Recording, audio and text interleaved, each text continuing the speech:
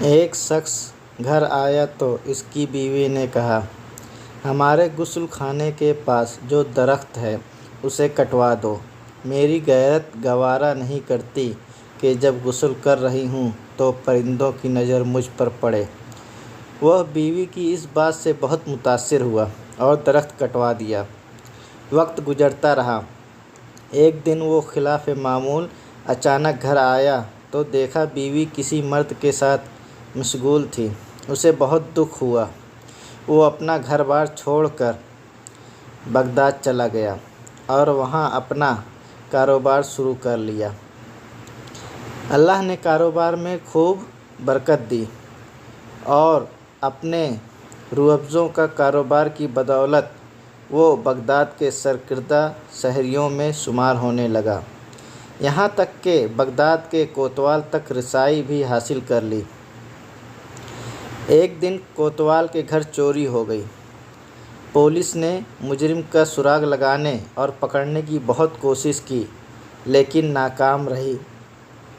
اس نے دیکھا کہ ایک شخص کا کوتوال کے آنا جانا ہے اور کوتوال ان کی بے حد تعظیم کرتا ہے، لیکن ایک بات اس کی سمجھ میں نہیں آتی تھی کہ شیخ آدھے پاؤں پر چلتے ہیں، پورا پاؤں زمین پر کیوں نہیں رکھتے؟ اس نے کسی سے وجہ پوچھی تو اسے بتایا گیا، پورا پاؤں زمین پر اس لیے نہیں رکھتے کہ کہیں کیڑے مکوڑے نہ کچلے جائیں۔ وہ شخص فوراً کوتوال کے پاس گیا اور اسے کہا، جان کی امان ہو تو عرض ہے، آپ کی چوری اسی شیخ نے کی ہے۔ جب تحقیق کی گئی تو مال و مشترکہ شیخ سے برآمد ہوا۔ کوتوال نے حیرانی سے کہا، ہم نے تو کبھی سوچا بھی نہیں تھا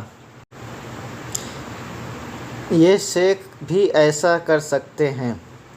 تمہیں کیسے معلوم ہوا؟ اس نے کہا، میرے گھر میں ایک درخت تھا جس نے مجھے نصیحت کی تھی، جو لوگ ضرورت سے زیادہ نیک نظر آنے کی کوشش کرتے ہیں وہ عموماً نیک نہیں ہوتے ہیں۔